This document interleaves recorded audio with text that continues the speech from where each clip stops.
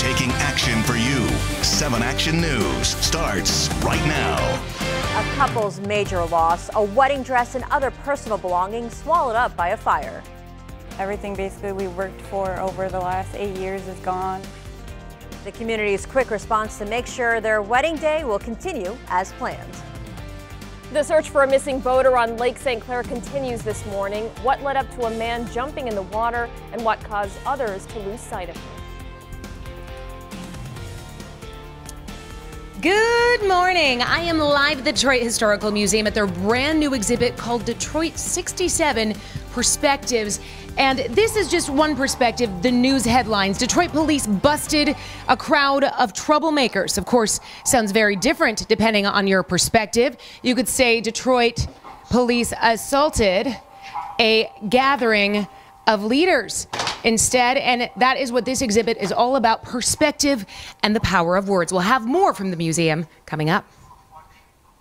Good morning, Metro Detroit. It is 8 o'clock on this Saturday morning. We're so glad you're with us. I'm Anu Prakash, and look who is back from maternity leave. Looking fabulous. Nice to have you back here. Thank you. I'm so excited to be back, and I was actually telling Anu before the show, I was like, I want to make sure I don't talk like a baby, like, oh, welcome back to Action News. So if I do that, everyone can yell at me. It's okay. I've been talking to a baby for 12 weeks. There you go. Very understandable, but you're doing great. All right, well, we'll begin with a live look over Campus Martius, and it is looking lovely, and we have a lot to talk about this morning. But first, let's send it over to 7 First Alert meteorologist Denise Isaac. Good morning, Denise. Good morning, Simon. Denise.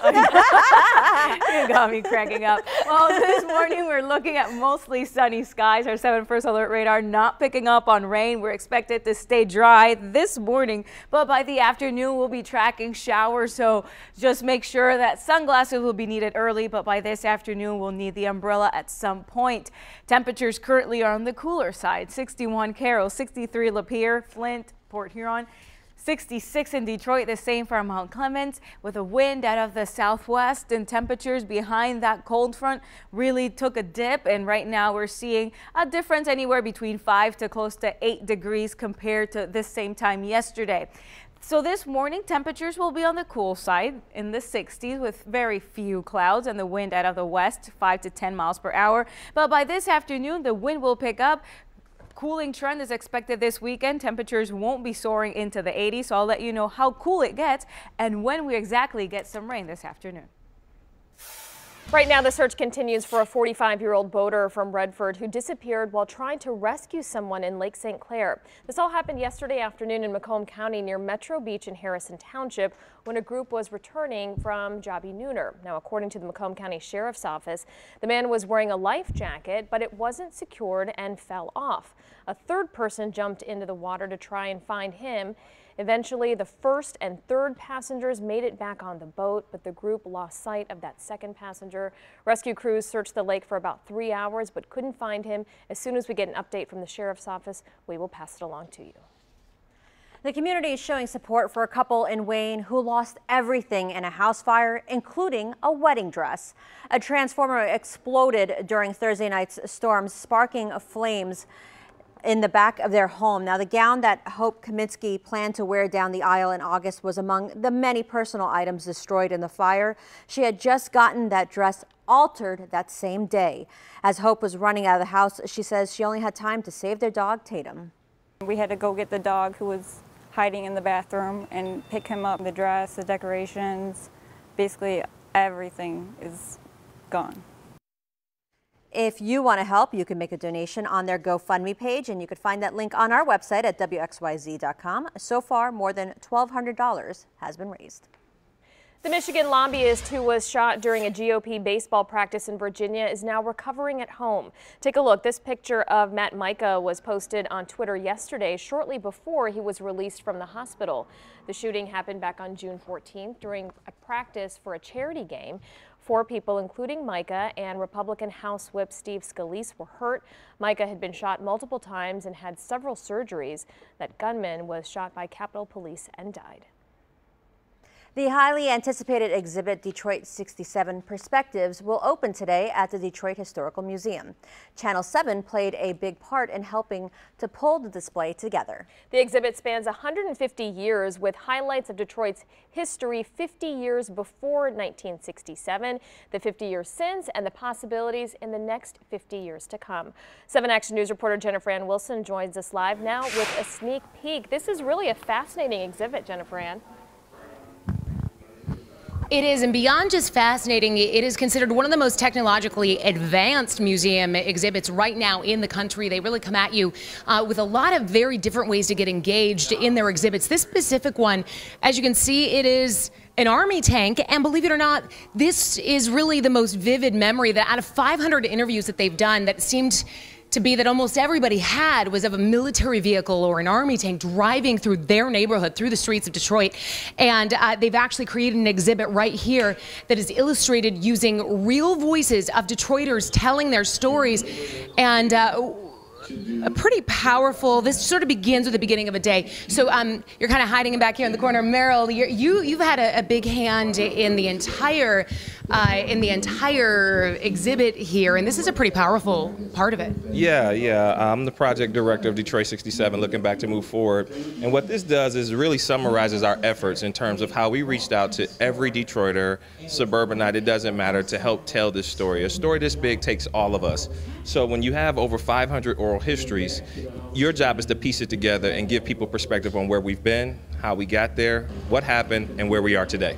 And this right here, as people are starting about feeling their house shake, you can almost feel that here. It's a very kind of immersive having this view. It's a pretty powerful thing, and it says this is not a reenactment. These are the voices of Detroiters telling their stories.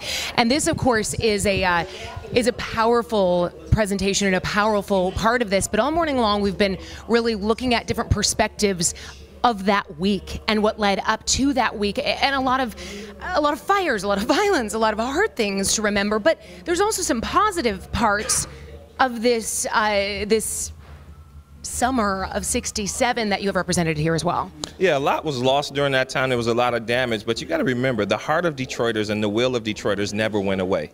Detroit never died. People got up, they helped, they worked together, they connected from all walks of life.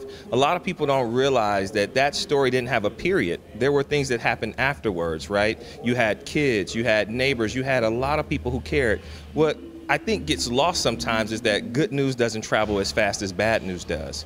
And people did come together. So there's a balance. That's why the project is called Detroit 67 Perspectives, right? The exhibition, because there were a lot of different perspectives, a lot of stories that need to be told. Not one person experienced it the same way, but more importantly, people didn't give up. White flight, Capitol flight, those things started before 67, but people stayed.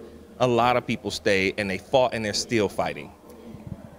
500 people you interviewed from the suburbs, from the city, from police officers to people in the hospitals, from the people who were a part of this. So many different perspectives, all shared through a number of interactive multimedia exhibits. It's very immersive, educational, and it's definitely an exhibit you do not want to miss. It opens to the public today at 10 a.m. It is free. What are the hours this weekend, real quick? We open at 10 a.m. and we're open and we close at 5 p.m. 10 to 5. 10 to 5. Perfect. 10 to 5, you guys. Come on by. Back to you guys. All right, Jennifer Ann, thank you. Looking back to look forward. Thanks so much. Well, happening today, the taps will be flowing for the first ever craft beer festival in Northville. Tapped in the Ville will feature breweries like Founders, Griffin Claw, Roke, and Saugatuck. In addition to beers, there will be food trucks, live entertainment, and a cornhole tournament. $30 will get you 10 3-ounce samples, a festival mug, and registration for that tournament. The festival will take place at Millennium Park on 6 Mile, and it runs from noon until 6. It is day 2 of the annual GM River Days Festival on the Detroit riverfront. The celebration spans from Milliken State Park to just past the Rensen. There's lots of live music, food, and activities for the whole family. You'll also be able to enjoy the ever-popular air show and even some zip lining. The festival runs from 11 to 10. Tickets are $3 before 3 p.m.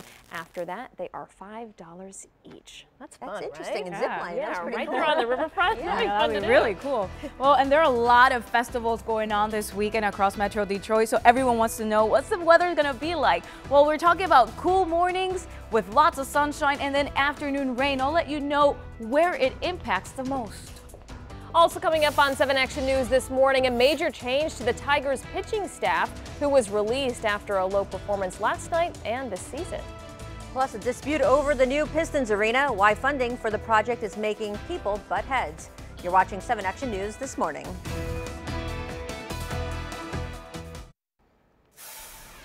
Tempers flared during a meeting to explain the details behind the funding deal for the new Detroit Pistons arena. The session was held last night inside the historic People's Community Church in Detroit. Detroit Councilwoman Mary Sheffield was the host. Things got heated when one of her constituents told her that the $34.5 million in public funding approved for the new Little Caesars Arena could be spent better elsewhere. Sorry, I'm actually going to cut you off because that's a bit disrespectful. In my meeting with my residents, you can leave. Okay, because the people in here know who I work for. The people here know who I work for. That's why I'm hosting this meeting. That's my votes do. My votes do. You can leave, sir. Sheffield voted for the tax incentive. However, she says she's now could change her vote after hearing from concerned Detroiters. The Tigers continued their West Coast trip with the same results last night. In the bottom of the second inning, Austin Hedges of the Padres hit an RBI double to the outfield off of Tigers pitcher Michael Fulmer. That scored a run and would be all the Padres needed. In the 8th inning, Tigers manager Brad Osmus was thrown out of the game, arguing a check swing third strike call on Ian Kinsler. The Tigers were shut out 1-0. That is their 7th loss in a row. Both teams will play tonight just after 10. But before yesterday's game, the Tigers made a move involving the pitching staff. Justin Rose has more in your morning sports. Good morning, everyone. The Tigers making a move that many fans had been clamoring for almost the whole season. They released closer Francisco Rodriguez on Friday afternoon. In just 25 innings pitched this year, K-Rod gave up 22 runs, 9 of them of the home run variety. 2 nights ago, the grand slam in Seattle seemed to be the final straw. General manager Al Avila said it was a tough thing to do to cut the veteran, but that he handled it professionally. Of course, Al Avila also told the media yesterday in San Diego that they are open for the trading business. Avila said he will start listening to other teams looking for a trade now instead of waiting until closer to the trade deadline in July. He also did say he won't be seeking trades out himself, but added that he hopes these guys can turn it around. The first round of the NHL draft was held in Chicago. Gary Bettman, of course, booed heavily, but in the 9th pick, the Red Wings went with center Michael Rasmussen, a 6'6" guy, smooth hands and playmaking ability, big upside, but probably a couple of extra years before we see him playing with the big club. He's tallied 55 points in 50 games last season in the Western Hockey League in Canada. Strengths are clogging up the net, scoring on the power play, and he even admitted he'd have been disappointed if he wasn't picked up by Detroit when they were up. It's been something special. I can't really put it into words, but we're so thankful to play for Tri-City, and I'm really thankful for this moment. He can play center. Obviously, he's a big man with a lot of character. He was just named captain of Tri-Cities of the Western Hockey League, so we got a great big man with skill and a lot of character. The Pistons' newest draft pick, Luke Kennard, in Detroit on Friday. The 12th overall pick can certainly shoot it and create offense on his own, but Stan Van Gundy, of course, quick to mention his defense. Maybe not NBA ready just yet. All of that stuff, of course, will come with practice, but yesterday it was all about the celebration. Just to hear my name called was truly a blessing, and like I said, it was a dream come true. Sacrificed a lot to be put in this position and to have an opportunity at a great place like this. It just means so much to me. Plenty of young faces will be seen around Little Caesars Arena in the next couple of years. That's your sports update for this Saturday morning. Have yourself a great day. Inkster Spring Hill Missionary Baptist Church is holding its inaugural community extravaganza today. The event runs from noon until 4 this afternoon. Highlights will include bounce houses, games, and face painting, all for free. There will also be free food, free haircuts, and simple braids for the first 15 children, along with free blood pressure screenings, a Zumba class, and entertainment. All children under 15 must be accompanied by an adult. Lots of outdoor festivals today, but the question is, will the weather hold up? And you know, we have a live look over Ann Arbor, and it's looking great right now. Yeah, this morning is starting out just perfect under mostly sunny skies, cooler, drier air around here. But by this afternoon, there are a few showers that could develop. I'm saying don't cancel your outdoor plans because of the rain I'm forecasting. Just make sure you have your umbrella with you, because they will just pass along really quick, as we will have the breeze out of the west up to 20 miles per hour. So the showers won't be in one place for a really long period of time.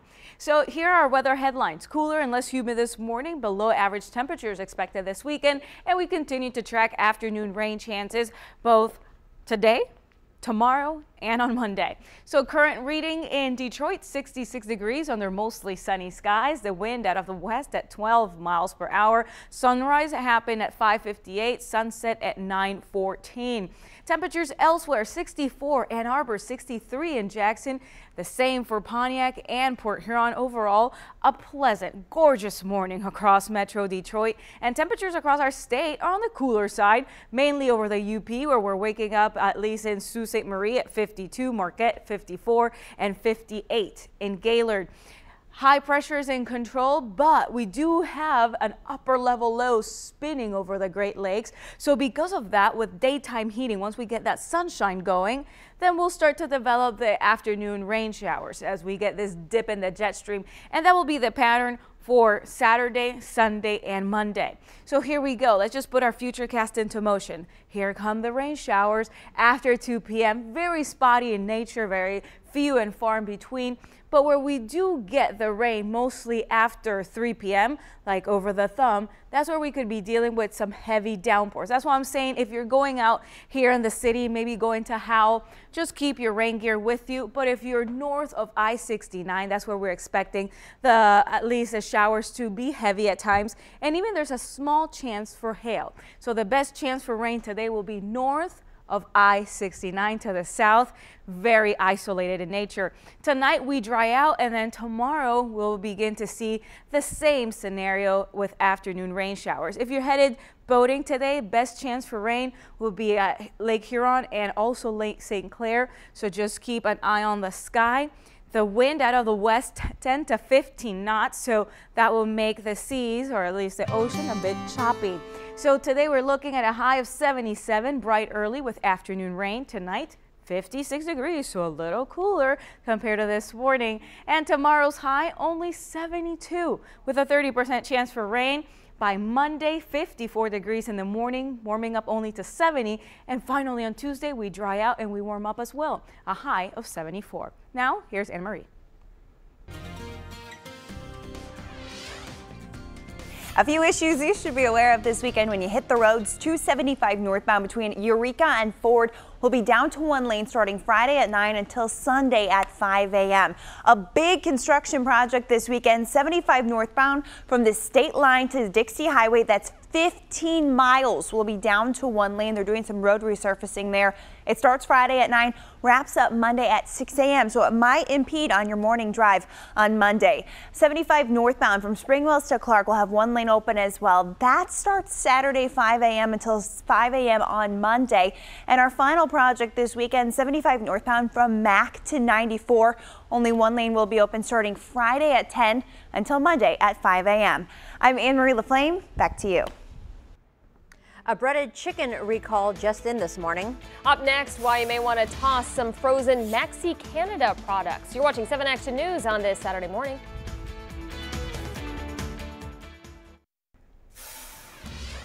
Check your freezer. Maxi Canada is recalling its breaded chicken products because of misbranding and undeclared allergens.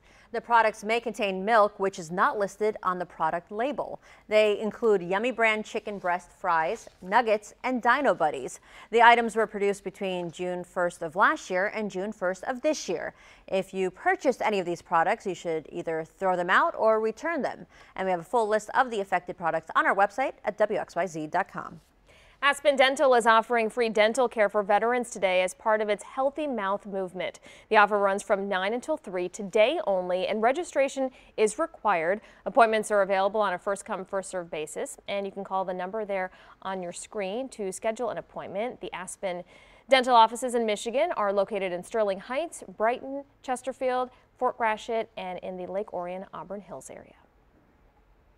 Well, today a popular children's store is returning to Novi. This morning, American Girl will open its doors at 12 Oaks Mall. The 6,000 square foot store will feature an assortment of American Girl dolls, outfits, and accessories. The store opens at 10 and tickets are required to get in. Girls who take part in the grand opening celebration will also get a free gift.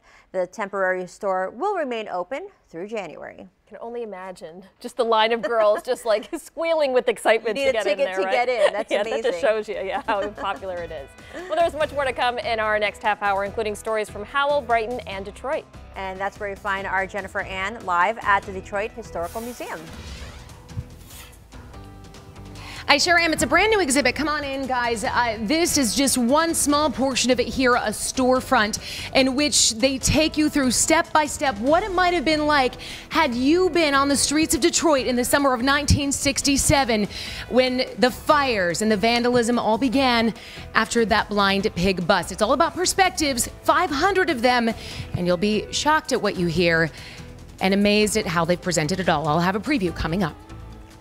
Plus a kit to keep you safe during an active shooter situation. The three men who developed the kit will explain how it works. You're watching 7 Action News this morning. Taking action for you. 7 Action News starts right now. And good morning and welcome back to 7 Action News this morning. We want to send you outside and give you a live look outside over downtown Detroit there. Nothing but sunshine and some blue skies and feeling pretty refreshing out there this morning. It is. It's beautiful out. Look at that. Well, let's check in with 7 First Alert meteorologist Denise Isaac to give us a little bit of an update on what today's forecast is. Hey, Denise. Hello. What a great way to start our weekend under mostly sunny skies and those blue skies. We're expecting temperatures to not warm up much. If you don't like at least the humidity and the heat that we had the past couple of days, you'll love the forecast this weekend. Temperatures currently 63 Carroll, the same for Port Huron, Pontiac, 64 Ann Arbor, and 66 in Detroit, with a dew point in the mid-50s. Yesterday we were talking dew points in the low 70s, so that's why the air was just so sticky and uncomfortable. Well, today we're waking up to a crisp and fresh air as you head out the door.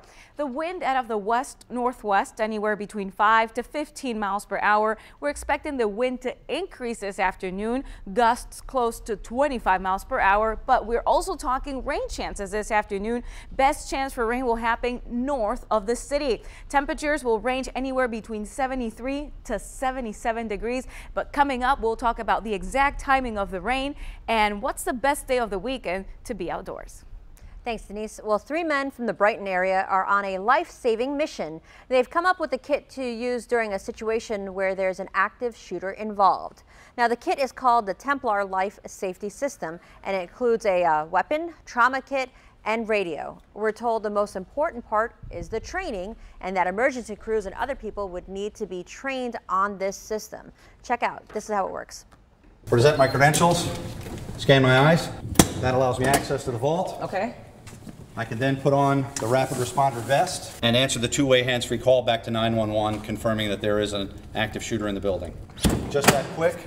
I'm in the hallway and I can apply pressure to the bad guy. Pistol, rifle, taser, or even pepper spray. In development is a live streaming to a 911 call center. The developers say the kit is similar to insurance. It's something you need to have, but hopefully never have to use it.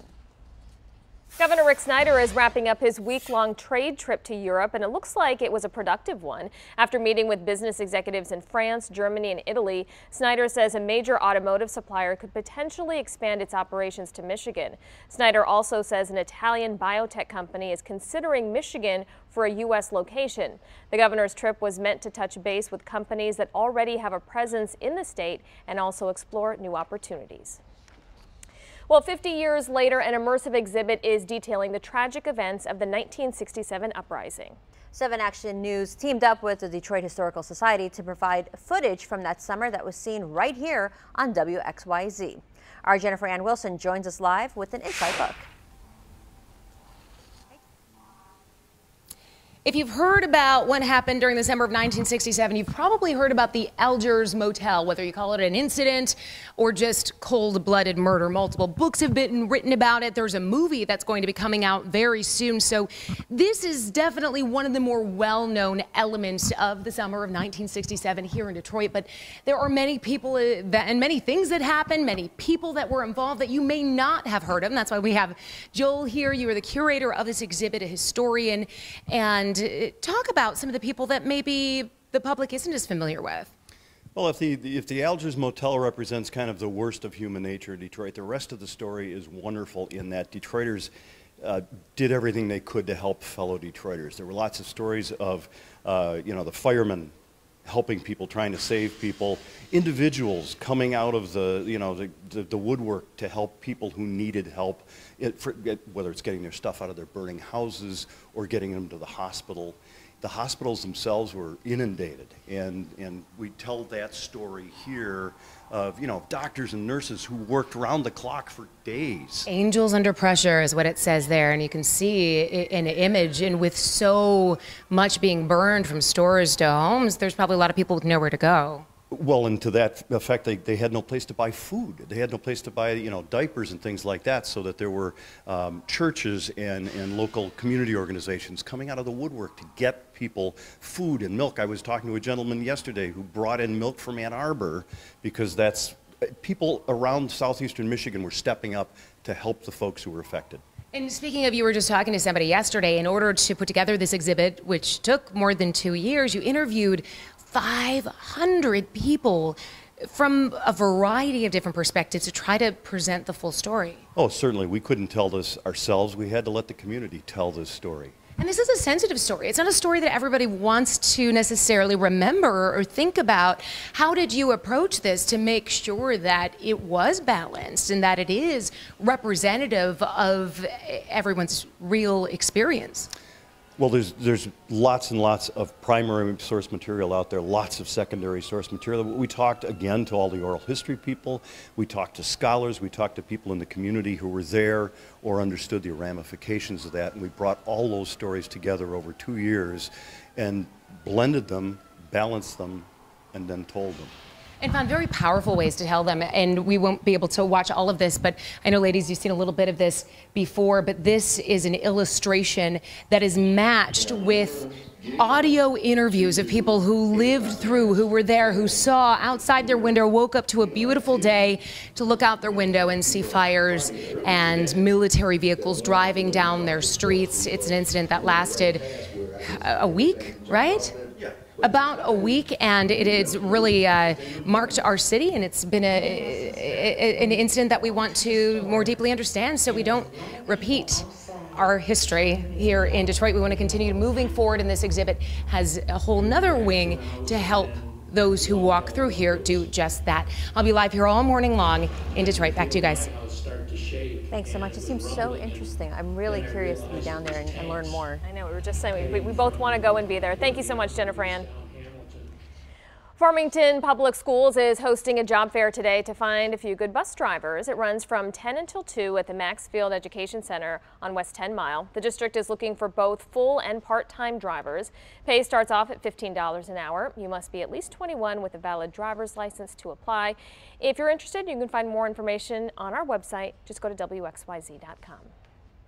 8:36 right now, still ahead this morning, our person of the week, but this time, well, it's not just one person. That's right. We introduce you to a power couple who's bringing people across the world together to show them what America is truly like.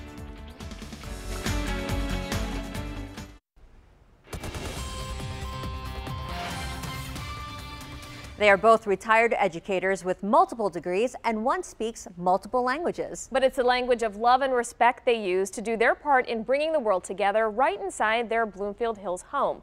Glenda Lewis introduces us to our Person of the Week couple.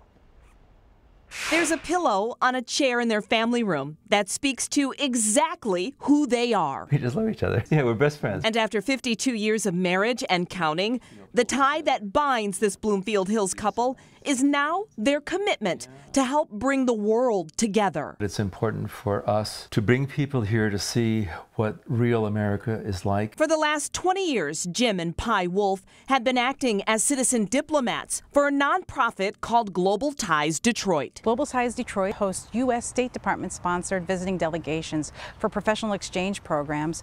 We're the private arm for the State Department to try to promote international relations here in Detroit. And when these visitors come here, Jim and Pi open their heart and their home. I would say we probably had 50 to 60. Belarus, Kenya. Here is their wall of fame, all of the people that have stayed with them. They are adults, mostly from like 20 years old to 50, 55, but they're studying a certain topic. We put together a program for them for that period of time. They find that the people of Detroit are just so friendly and caring and receptive. It just changes their opinion. And when the group leaves, it is always with a promise to return the favor. We always tell them we will come to see you, and they never believe us.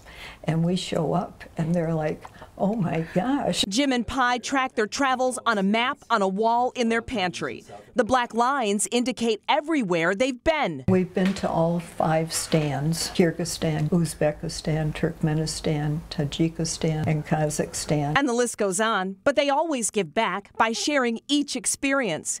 Jim and Pi have taught in China 6 times and even worked to help U.S. aid programs in Russia and its former republics, host delegations 3 times a year. We're one family in the world, you know, and we really live that. They're just such kind-hearted people with a great sense of humor.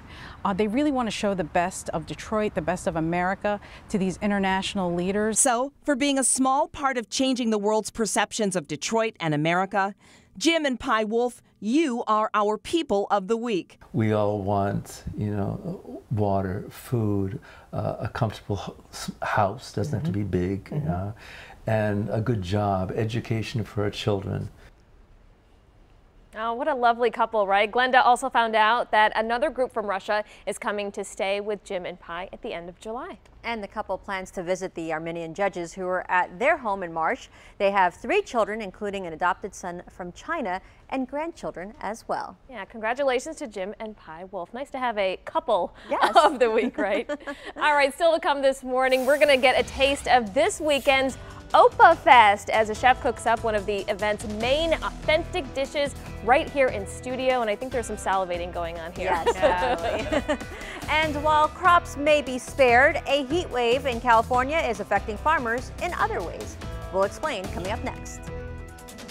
Well, this morning we're not dealing with a heat wave here. Temperatures have actually cooled down and it feels more like fall. I'll let you know when temperatures heading back to 80 coming up on 7 Action News this morning.